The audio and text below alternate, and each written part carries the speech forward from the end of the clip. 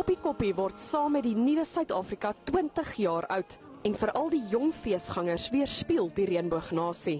Almal is different, almal is net flippin', that's baie nice. As jy van ander mense hou, is hierdie jou plek. Vir alle Suid-Afrikaners en Afrikaners en Africans in J. Vir almal. Dis vir enige iemand. As jy wil chill, jy net 'n goeie tyd hê, dis die plek om te wees. Van die grootste name in Suid-Afrikaanse en ook Afrikaanse rock gaan weer op die verhoog wees. Onder hulle is Bitter Einder, Gert Vloknel en Valiant Swart. As mense aanhou om Suid-Afrikaanse musiek te ondersteun en soos kreatiwiteit en original music en al daai goeders, dan sal ons groei soos wat die mense groei. En om aan te sluit by vanjaar se op die koppie tema Odyssey, is daar net soos in die mitologie skrywer Homerus se gelyknamige verhaal spesiaal 'n Trojaanse perd gebou.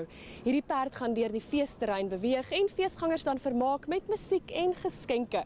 Daniela van Heerden, Een Nuus op die koppie Northern.